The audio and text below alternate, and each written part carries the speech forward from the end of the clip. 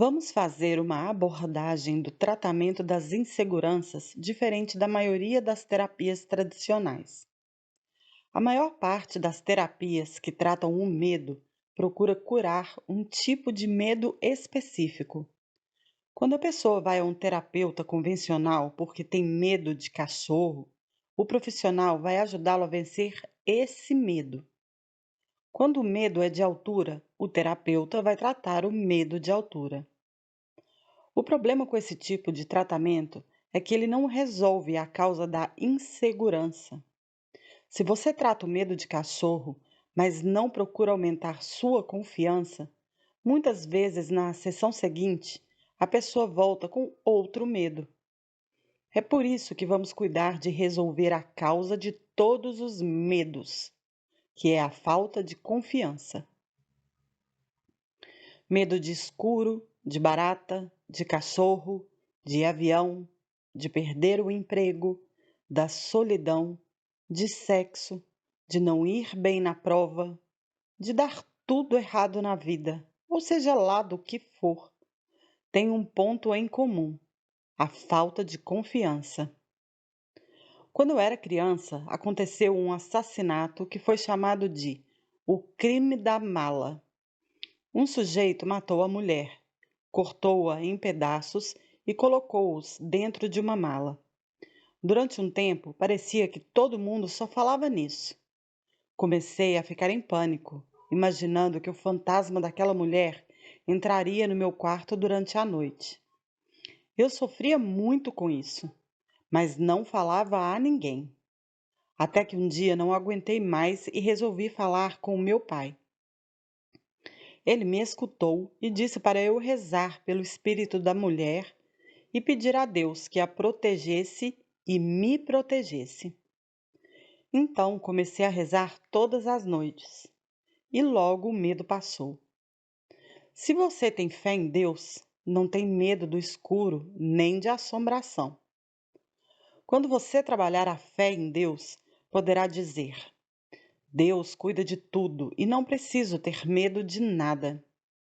Está tudo resolvido. Da mesma forma, se você tem medo de rato, é porque se sente menos que o rato. Mas quando desenvolver a autoconfiança, entenderá que o rato não pode fazer nada contra você. Repetindo, você não precisará cuidar de um medo específico. Você aumentará sua segurança como pessoa e a confiança em si mesmo, nos outros e em Deus. E seus medos farão as malas e irão embora. Desenvolver confiança é vacinar-se contra o medo. Quando você acredita em si mesmo, a insegurança desaparece aos poucos, até o dia que perceberá que sua vida está se tornando uma dádiva e não um peso para carregar. Confiar em si mesmo tem a ver com acreditar na sua capacidade de superar desafios. Quando confia em alguém, você não precisa ficar se perguntando se existe alguma intenção oculta por trás do que está sendo dito. Confiar no outro tem a ver com construir juntos uma amizade verdadeira e saber que na hora da pressão você poderá contar com essa pessoa. Quando confia em Deus, você sabe que está sendo protegido em todas as circunstâncias. A confiança não nasce pronta, ela é construída. Quanto mais vivemos novos desafios, mais nos tornamos conscientes da nossa capacidade de acreditar em Deus, no outro e em nós mesmos. O poder interior nasce do equilíbrio dessas três forças: fé, que é acreditar em Deus; confiança, que é acreditar no outro; autoconfiança, que é acreditar em si mesmo.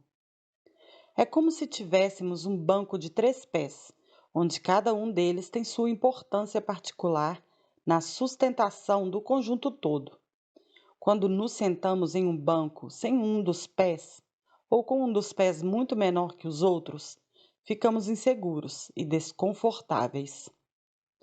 Quando o banco não está bem calçado no chão, a gente cai ao sentar. Infelizmente, muitas pessoas vivem procurando equilibrar-se em um banco desequilibrado. Então, olhe para dentro de si mesmo, reflita por um momento e responda às seguintes perguntas. Se tivesse de atribuir uma nota de 0 a 10, quanto você daria para a presença de cada uma dessas forças em sua vida? Alguma delas está precisando de atenção especial? Agora que você já começou a refletir sobre como está esse equilíbrio em sua vida, vamos conhecê-lo em mais profundidade. Fé, acreditar em Deus. Geralmente, começo meus livros falando sobre o tema que abordo em cada um deles e somente no final escrevo sobre a espiritualidade. Mas a grande verdade é que, na minha vida, sempre começo tudo o que faço com uma oração, pedindo a Deus que me dê sua luz para que eu consiga ajudar as pessoas. Apenas quando sinto sua presença e proteção é que começo a me dedicar ao projeto. Quem confia em Deus mantém as preocupações fora da mente. Mas, falando em fé, qual é o significado dessa palavra tão pequena, porém tão forte? A palavra fé vem do latim fides, que significa a convicção de que algo seja verdadeiro, pela absoluta confiança que depositamos nesse algo. A pessoa que tem fé mergulha na vida com uma sensação de segurança maior do que uma criança tem quando vai para o primeiro dia de escola ou para a primeira competição esportiva, quando sabe que pode contar com os pais ao seu lado. A fé nos conecta com a dimensão da eternidade, quer dizer, com a consciência de que a nossa vida não começou no dia em que nascemos neste planeta, nem vai terminar no dia em que morremos. Como dizem alguns pensadores, somos uma alma com um corpo e não um corpo com uma alma. A pessoa espiritualizada tem sempre a consciência de que realizar sua missão de vida, servir ao próximo e estar em paz consigo mesma são fundamentais para viver. Pare por um instante e pense: como está a sua consciência de que você é uma alma com um corpo?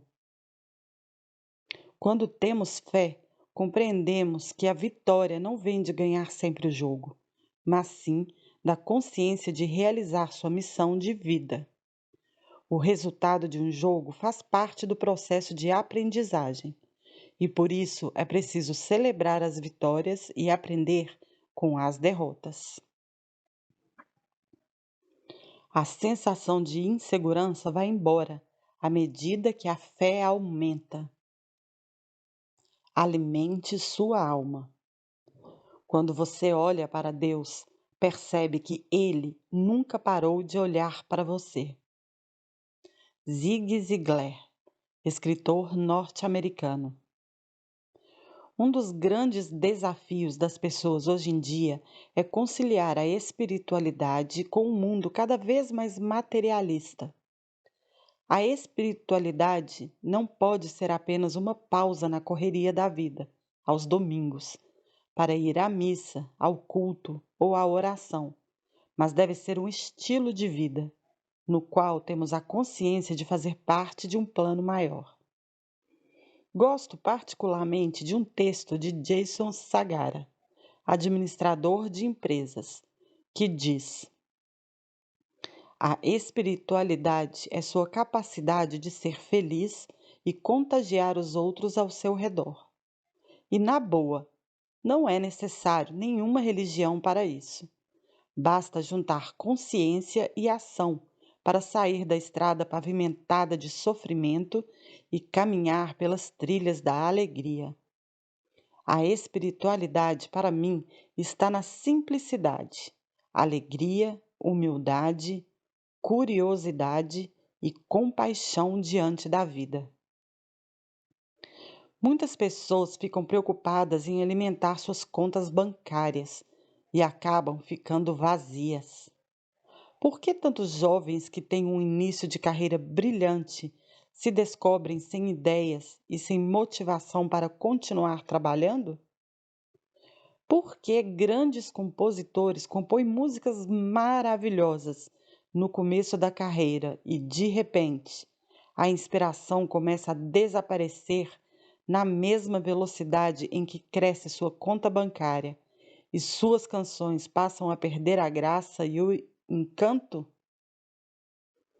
O apego ao mundo material faz com que as pessoas se tornem ansiosas pela luta de cada dia. Mas viver sem alimentar a alma cria um vazio enorme na pessoa e, aos poucos, ela começa a ficar com medo de seguir adiante.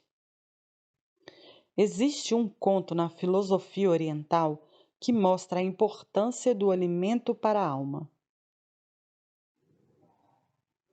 Algumas pessoas viviam num agrupamento afastado, no meio da floresta, sem nenhum contato com a civilização. Certo dia, o líder do grupo precisou ir até a cidade e passou 3 dias por lá. Quando voltou, todos foram perguntar-lhe o que tinha visto de interessante na cidade. Então, ele falou dos carros, da televisão e de tantas outras coisas que as pessoas daquele grupo nunca tinham ouvido falar. Finalmente, disse: Mas tem uma coisa que foi a que mais me impressionou. É algo sensacional que seria muito útil para todos nós. Chama-se torneira. E continuou: A torneira vai resolver todos os nossos problemas de água. Vou voltar à cidade com um saco de milho e trocá-lo por uma delas. Vocês verão que com a torneira não vamos mais precisar carregar água do riacho até aqui, nem armazenar água. Assim, o homem voltou à cidade e de lá trouxe a torneira. Chamou todos do agrupamento, fez um buraco na parede e enfiou ali, satisfeito. Depois disse a todos: Agora vejam como isso é uma coisa mágica. Vou girar essa parte da torneira e vai sair água por ela. Então ele abriu a torneira, mas dali não saiu água. Após muito insistir, o homem acabou mudando a torneira para outro lugar, para ver se funcionava. Mas também não funcionou. Tentou várias vezes, em vários locais diferentes, e nada. Finalmente, o homem disse aos demais: Fui enganado. Venderam-me uma torneira estragada. A torneira depende do que está por trás dela para dar água. Existem os encanamentos e toda uma estrutura criada anteriormente que fazem com que a torneira, depois de ser instalada, possa trazer água até o copo. Há muitas pessoas que compram as torneiras das realizações e as colocam na parede porque viram alguém fazer isso, mas não percebem que para sair água é necessário um aqueduto de fé. Assim também é com os nossos resultados. Para eles acontecerem, depende do que está por trás deles. A conexão com Deus é uma fonte de energia infinita para as nossas ideias. A oração é o recurso perfeito para buscar o melhor alimento para a alma. O poder da oração. Aqueles que rezam fazem mais pelo mundo que aqueles que lutam. E, se o mundo vai de mal a pior, é porque existem mais batalhas do que orações. George S. Patton. A oração neutraliza as forças negativas. Aliás, neutraliza qualquer predisposição ao desespero e à angústia. Quando aprendemos a orar, acessamos uma fonte inesgotável de energia para construir e realizar nosso propósito de vida. O poder da oração vem simplesmente de entrar em contato com a energia divina, pois a oração é o canal que nos dá acesso ao poder de Deus. Mas a força da oração depende da fé que se tem, pois sem fé é difícil fazer uma oração com o coração. Como você pode se entregar a Deus se não acredita nele? Será que você tem ideia do tamanho da sua fé? Eu gosto muito de rezar, quando estou de mau humor ou quando estou alegre. Rezo. Às vezes rezo no trânsito, só porque me dá vontade de orar. Lógico que também nos momentos de angústia faço meus pedidos a Deus. Eu gosto da meditação e também da oração, mas é importante saber que elas são essencialmente diferentes. Enquanto na meditação você consegue a conexão com o divino através da busca de sua essência como ser humano, a oração o coloca em contato direto com Deus. A meditação coloca o foco em nós mesmos para buscarmos a conexão com o universo.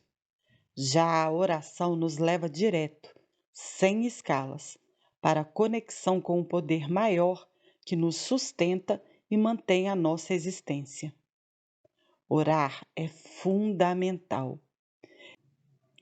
Existem diversos estudos que mostram que as pessoas com maior religiosidade têm mais saúde, menos depressão, mais alegria e estilos de vida mais saudáveis e felizes.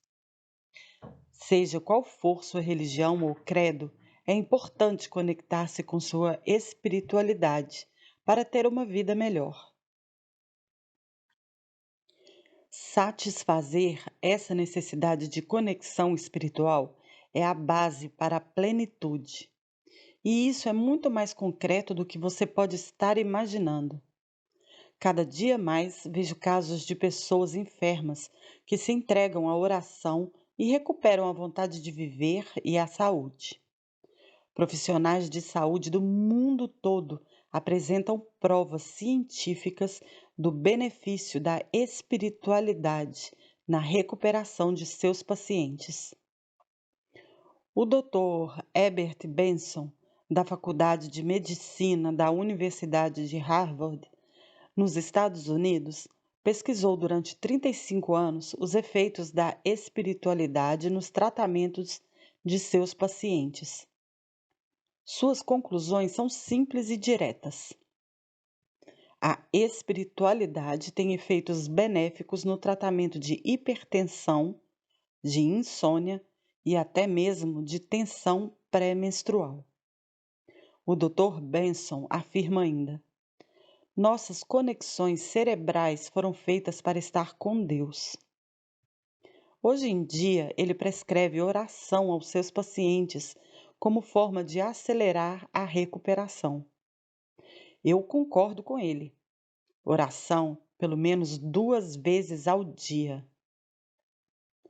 O Dr. Raul Marino Júnior, professor de neurocirurgia da Faculdade de Medicina da Universidade de São Paulo e autor do livro A Religião do Cérebro, afirma: a fé é o instrumento superior de conhecimento.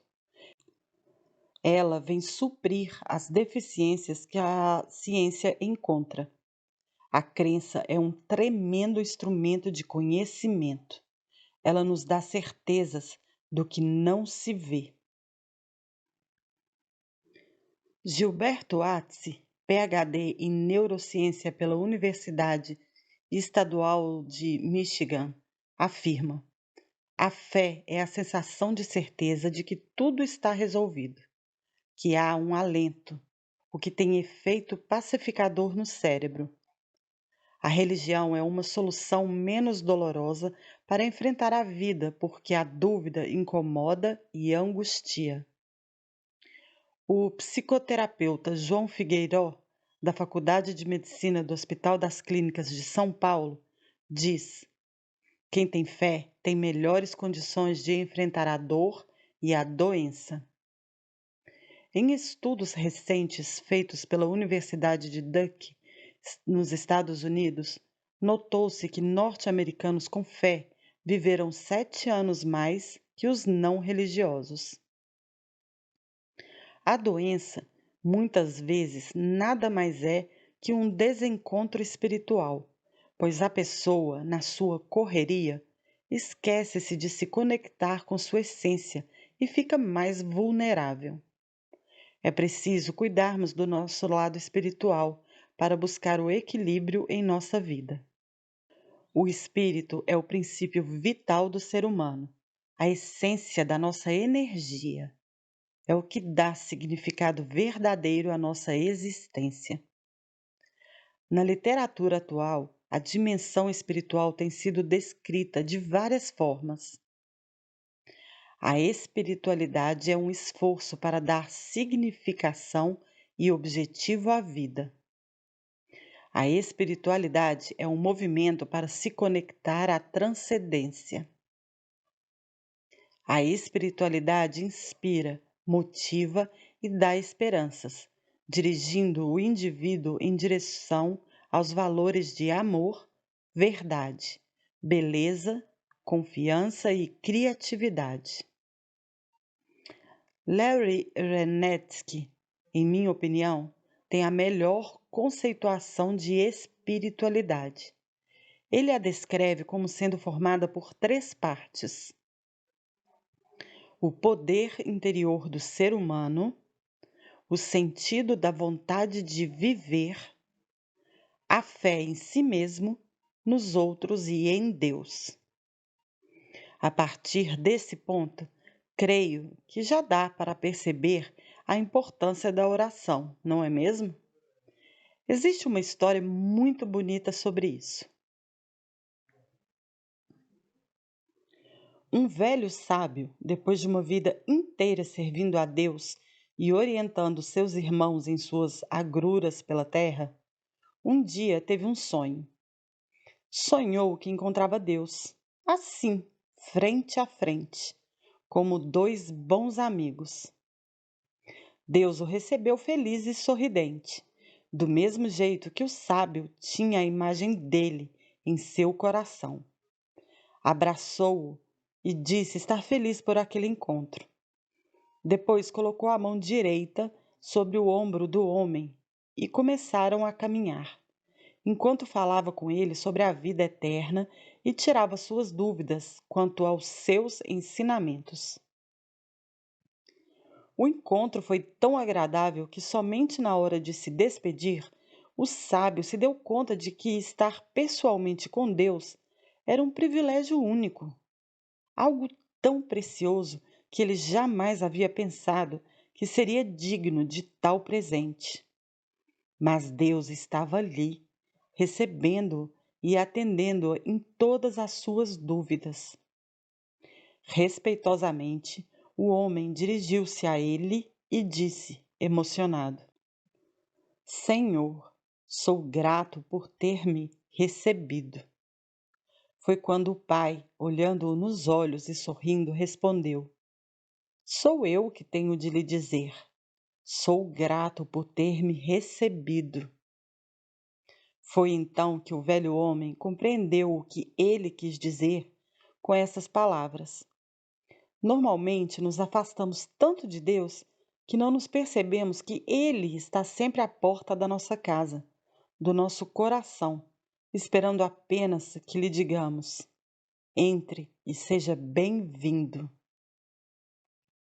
Orar não é uma obrigação, mas sim uma porta que abrimos para a entrada de Deus em nossa vida. Podemos dizer que a insegurança é o aviso da nossa alma de que está faltando o combustível de Deus em nossa vida. A importância de orar. Como disse certa vez Mahatma Gandhi, orar é a respiração da alma. Isso diz tudo sobre a importância da oração. Se não respirarmos, nosso corpo não vive. Se não orarmos, nossa alma morre. No entanto, Poucas pessoas compreendem que uma oração não é apenas um amontoado de palavras decoradas, que repetimos de modo automático, mas sim uma conversa íntima que temos com Deus. Também não compreendemos que orar não é apenas pedir. A grande maioria das pessoas só se lembra de elevar o pensamento a Deus para solicitar ajuda quando as coisas não andam bem. Esquece de agradecer quando tudo está em ordem, ou até mesmo por mais um dia de vida que nasce junto com o sol, ou de elevar seus pensamentos a Deus e falar com Ele pelo puro prazer de conversar com um amigo. Você tem conversado com Deus? Ou só tem ligado para Ele quando precisa de ajuda? Quando você reza apenas para pedir coisas a Deus, não aproveita tudo o que tem para viver e desfruta pouco de tudo que Ele lhe oferece. Um amigo me enviou uma pequena história, de autoria desconhecida, que serve bem para ilustrar o que estamos falando. Um homem economizou ao longo de toda a vida para poder comprar uma passagem para um cruzeiro. Durante o passeio, ele assistiu aos espetáculos a bordo do navio, visitou os portos de parada, tomou sol no convés e desfrutou de todas as diversões programadas. Porém, na hora das refeições, ele se fechava em seu quarto e comia pão e tomava água. Ao terminar a viagem, como é de costume, o capitão se despediu dos passageiros, aguardando-os na rampa de desembarque. Quando viu aquele homem se aproximar, perguntou com curiosidade o que ele tinha achado da viagem.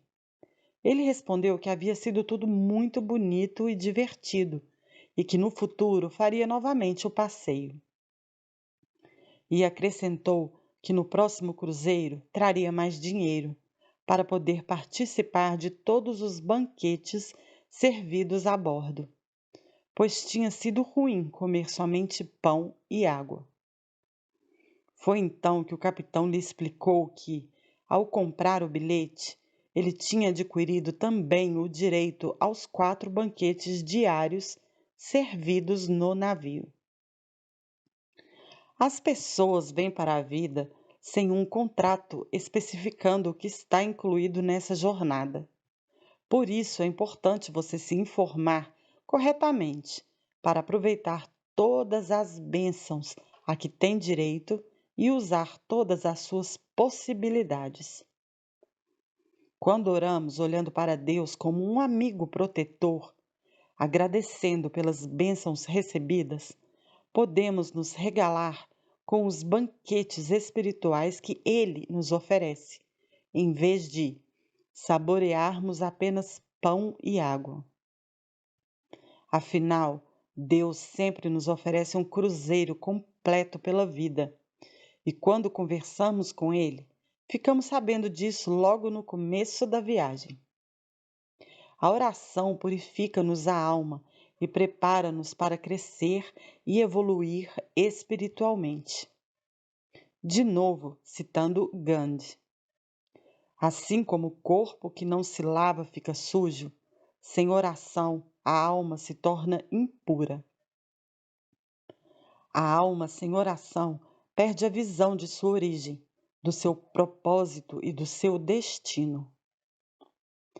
Mas por que não oramos? Acredito que pouquíssimas pessoas questionam os benefícios de uma oração.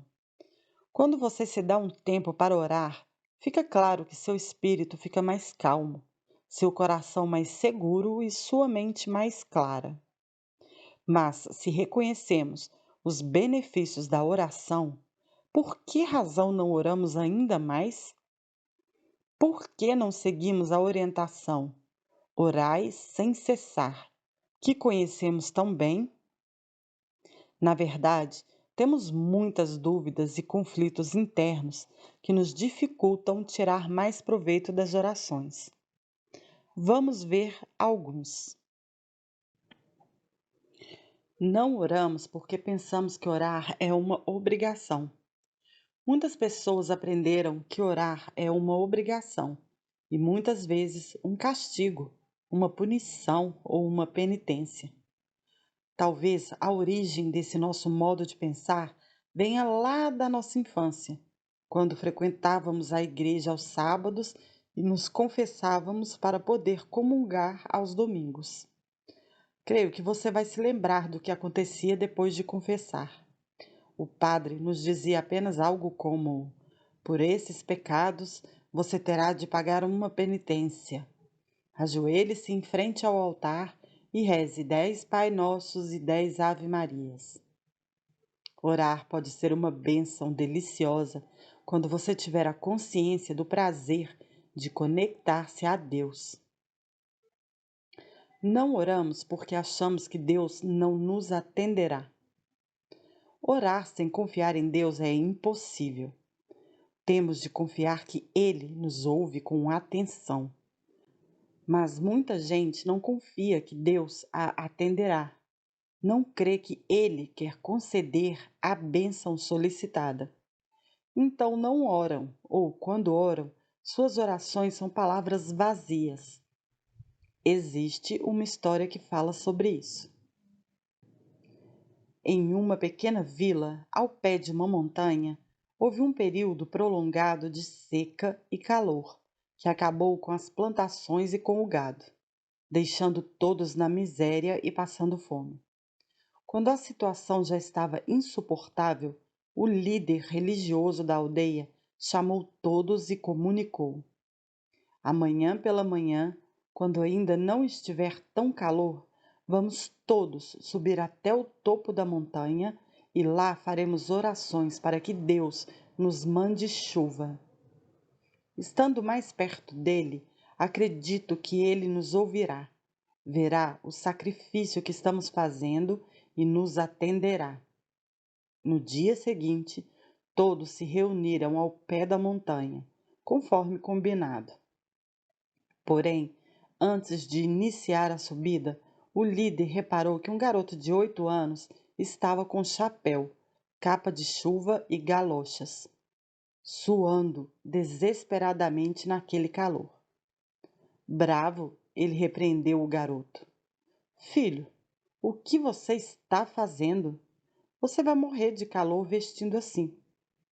E o garoto, tranquilamente, virou-se para o homem e disse: nós não vamos pedir chuva a Deus? Então, precisamos estar preparados. Muitas vezes oramos, mas não cremos que Deus nos concederá o que lhe pedimos.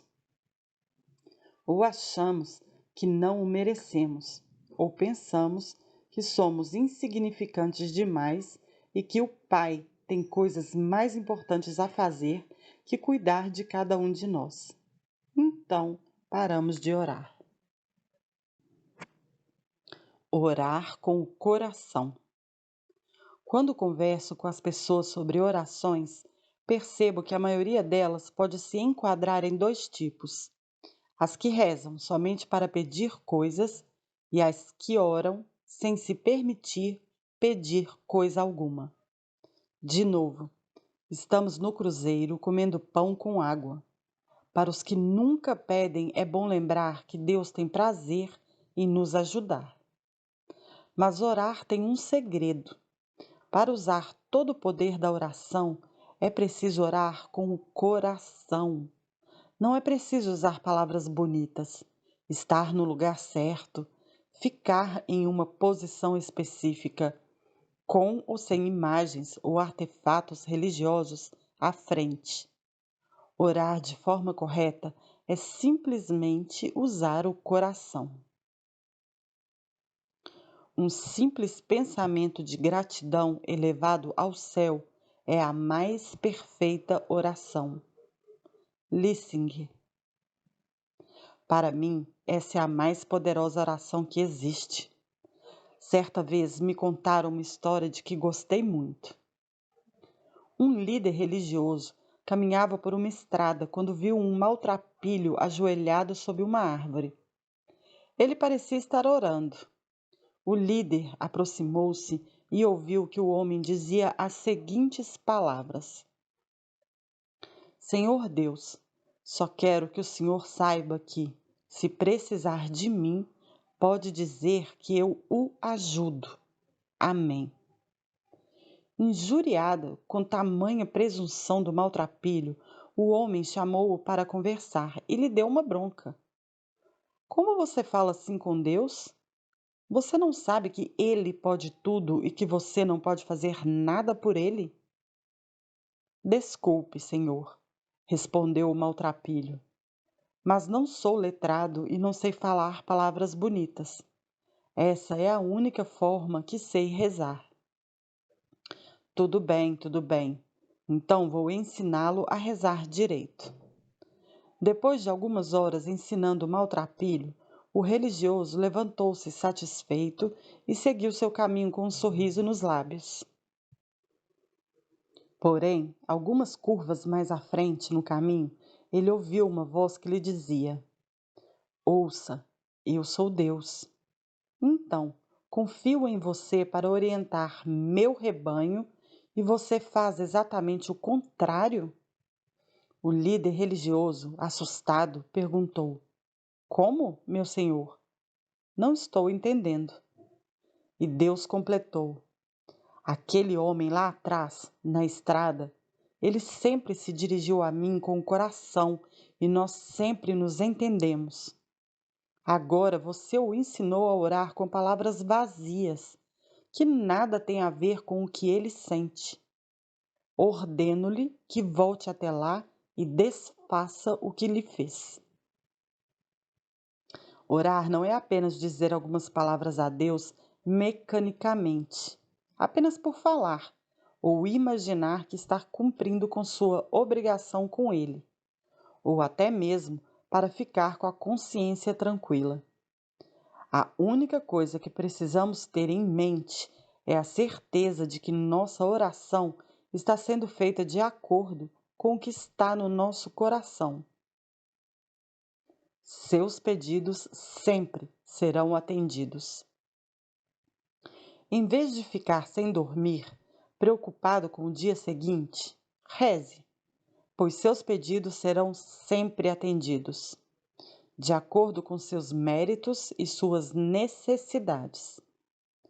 O escritor norte-americano Richard Bach, autor de Fernão Capelo Gaivota, entre tantos outros livros maravilhosos, escreveu certa vez: Cuidado com o que você pede a Deus, porque você vai ser atendido.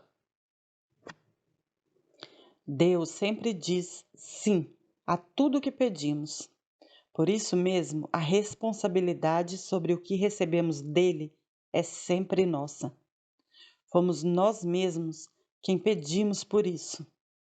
Agora, como diz um ditado do interior de São Paulo, fé em Deus e pé na tábua.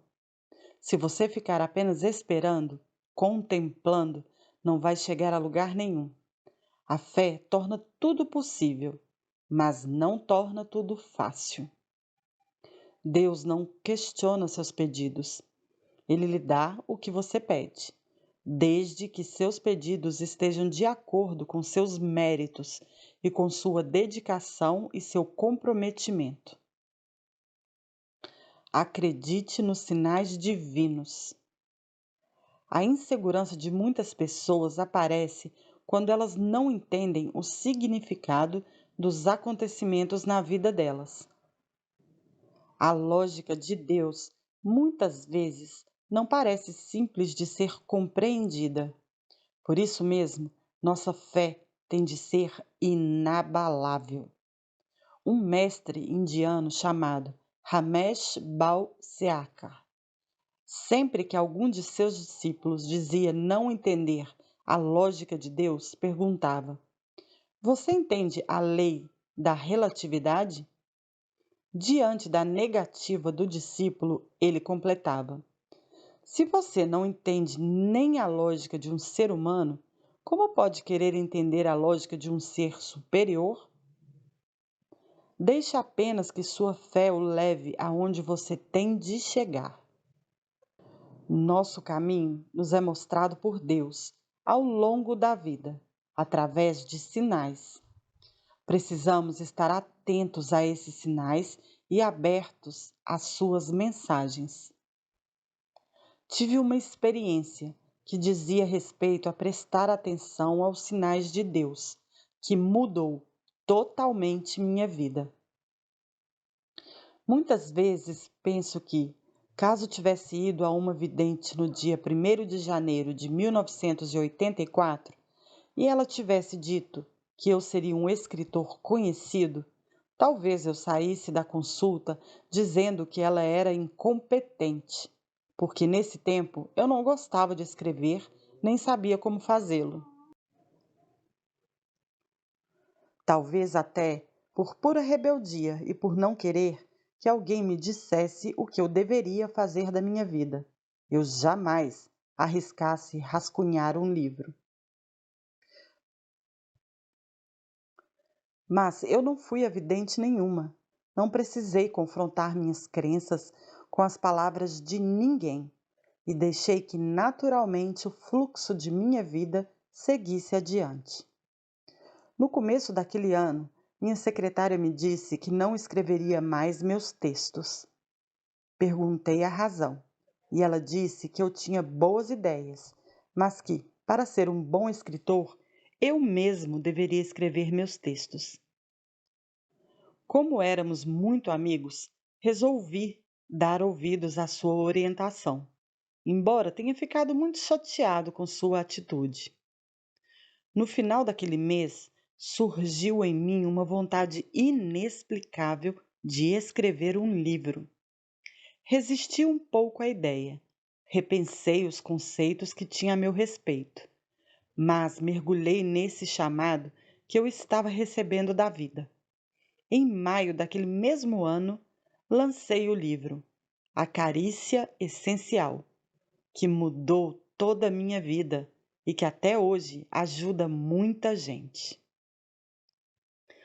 Tudo o que fazemos é entre nós e Deus. Muitas pessoas ficam chateadas quando não são reconhecidas por suas boas ações e não percebem que tudo o que fazemos tem uma inspiração divina. Precisamos ter muito claro para nós mesmos que tudo o que fazemos é entre nós e Deus. Os elogios das pessoas são importantes, assim como as vendas que você realiza são fundamentais para os seus negócios. Mas o essencial é ter a consciência tranquila por agir de acordo com o que Deus espera de você. Muitas vezes, pessoas bem-sucedidas têm receio de atribuir suas conquistas à ajuda de Deus. Parece até que imaginam que isso poderia desmerecer seu esforço pessoal. Mas somente os grandes homens admitem que a inspiração divina é o alimento que transforma sua vida em vitórias e suas derrotas em lições a serem aprendidas. Ayrton Senna, um dos maiores pilotos de Fórmula 1 de todos os tempos, disse em uma de suas entrevistas mais comoventes: "Eu vi Deus. Foi Ele quem me guiou. Tive sinais que indicaram seus desejos e poder. Acima de tudo, seu poder de controlar o que está à sua volta, tudo. Algumas pessoas nunca tiveram a experiência que eu vivi e não acreditam no que eu digo. Eu rezava, agradecendo a Deus porque eu seria campeão mundial. Quando, concentrado ao máximo, eu fazia uma curva, vi uma imagem dele, grande, ali, suspensa, subindo para o céu. Tudo isso ao mesmo tempo em que me concentrava conduzindo o carro. Esse contato com Deus foi uma experiência maravilhosa. Então, lembre-se, tudo que você faz é entre você e Deus. Nunca foi e nunca será entre você e outras pessoas. a verdadeira espiritualidade. Infelizmente, tem muita gente usando o nome de Deus em vão. Em nome de Deus, irmão mata irmão. Líderes sufocam seu povo. Povos guerreiam entre si. O que mais o homem irá fazer, escondendo-se atrás de uma bandeira em que diz fazer a vontade de Deus? O homem ainda não aprendeu a respeitar seus irmãos. Não entendeu que cada um é livre para fazer suas escolhas de crenças, de maneiras de servir a Deus. Poucos são os que compreendem que servimos todos a um só Deus e que a verdade que Ele nos inspira é uma só.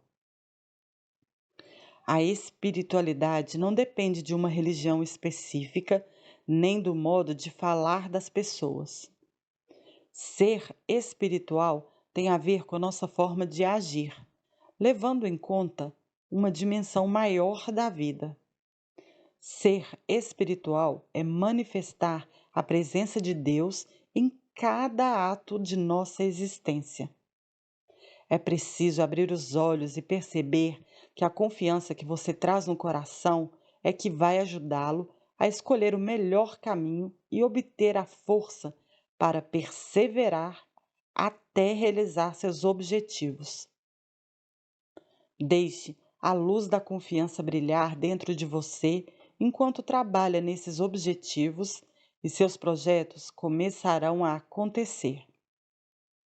Ouça a voz de Deus no seu coração. Nela está toda a força de que você precisa para avançar na vida. Assim, uma força interior surgirá em você e sua energia criará ações que lhe trarão paz e uma vivência tranquila e mais produtiva. Como disse o poeta norte-americano Alan Watts, ter fé é acreditar em você na água. Quando nada, você não se agarra na água porque, se fizer isso, vai afundar e morrer. Ao contrário, o que você faz é mover o corpo, relaxar e flutuar. Existe um pensamento hindu que diz: não se atormente tanto, tudo passa. Seja bom, seja ruim, tudo passa. Então relaxe, tenha fé e prepare-se para enfrentar os momentos de tormenta de modo sereno e fazer seu melhor para superar os desafios. Ter confiança na vida é viver com fé. Quando uma porta se abrir à sua frente, avance com confiança e decisão e veja o que tem do outro lado. Talvez você precise lutar, mas a luta tem de nascer da fé e não do desespero. Da coragem nascerá sua capacidade criativa de dar à luz novos horizontes de esperança para todos, porque você acredita no que faz e sabe que estará protegido eternamente pela energia divina que permeia toda a sua vida. Fé é a convicção absoluta de que algo seja verdade, sem que se tenha nenhuma necessidade de provar isso. Somente é levada em conta a absoluta confiança que depositamos em quem nos apresenta essa verdade. Quando confiamos na vida, é Deus quem nos traz as verdades que precisamos conhecer. O medo fecha os caminhos, mas a fé abre a vida. A verdadeira segurança nasce da fé e da certeza de que você tem a proteção divina. Por isso, acredite, confie. Você precisa estar consciente de que ficar mais preocupado ou ansioso não ajuda a resolver problema nenhum. O importante é resgatar seu estado de confiança, que o ajudará a pensar de forma mais clara, decidir com sabedoria e, principalmente, agir com precisão. Hoje em dia, as ações impulsivas têm sido muito mais fontes de problemas que as próprias dificuldades que enfrentamos. Se por acaso sua amiga fez algo que a machucou, o que você pensa que deve fazer? Em vez de brigar com ela porque está se sentindo traída, não seria melhor você, antes de mais nada, elevar seus pensamentos para colocar-se em um sentimento de paz? E que tal ir caminhar um pouco, respirando ar fresco, conectar-se com a sensação de estar viva e pensar em quantos momentos maravilhosos vocês duas já compartilharam? Antes de sair correndo para fazer alguma coisa cujo motor seja a angústia, que só vai criar mais problemas, coloque-se em estado de graça para poder pensar e agir com clareza e objetividade. Não confunda fé com fanatismo. Estamos conversando sobre fé, mas gostaria de deixar claro que existe também uma distorção da fé, que é o fanatismo. É quando a religião fica mais importante que Deus, quando o líder religioso fica mais importante que o amor, quando os valores humanos são abandonados em nome do Senhor. O fanatismo diz respeito a pessoas com problemas psíquicos sem caráter, que usam o nome de Deus para exercitar sua loucura. Não importa qual seja a religião, quando alguém se acha superior aos outros por causa de seu credo, o fanatismo está escurecendo sua fé. Não importa o credo, se você destrói os valores humanos por causa de sua fé, o fanatismo está destruindo seu amor pela vida. O fanático é sempre uma pessoa rígida, que deixa que sua obsessão destrua a bondade do ser humano. Por isso, o fanatismo religioso gera uma obediência cega a certas ideias ligadas a um grupo, capaz mesmo de punir quem discorde delas. Podemos ver alguns exemplos desse tipo de postura fanática e de suas consequências na nossa história. As cruzadas católicas, na Idade Média, que perseguiam e massacravam judeus e muçulmanos. O caso do pastor evangélico estadunidense Jim Jones, fundador da Igreja Templo do Povo, que ordenou o suicídio em massa de todos os seus seguidores em 1978. O episódio com Shoko Asahara, líder do grupo religioso Aum Shinrikyo, Verdade Suprema, no Japão, que acabou resultando no ataque com gás sarin no metrô de Tóquio em 1995, matando e ferindo diversas pessoas. Os atentados terroristas com motivação religiosa, em especial o de 11 de setembro de 2001, nos Estados Unidos, em que os agressores se lançaram em um ataque suicida contra as Torres Gêmeas, matando milhares de pessoas. Mas nem precisamos desses exemplos extremos para nos darmos conta de que o fanatismo sempre está unido à arrogância e à ignorância. O resultado final é sempre a desqualificação da verdadeira fé e da vontade de construir e crescer. A verdadeira fé dá vontade de trabalhar. Infelizmente, algumas pessoas usam a palavra fé para justificar sua acomodação, pois pensam que Deus resolverá tudo por elas. Aquela nossa conhecida frase, a fé move montanhas, muitas vezes pode nos dar a impressão de que basta ter fé que tudo se fará por si mesmo. Mas a verdadeira fé é casada com o trabalho. Portanto, a fé só é completa quando envolve trabalho, e o trabalho só é completo quando realizado com fé. Aliás, prefiro entender a frase acima como: a fé permite que você mova montanhas. Sua fé faz com que você trabalhe com dedicação, porque a certeza do resultado final lhe dá mais prazer em tudo que faz. Não podemos cair no erro de achar que fé é como uma varinha de condão que faz milagres por si só. Milagres existem, mas são para quem faz por merecê-los.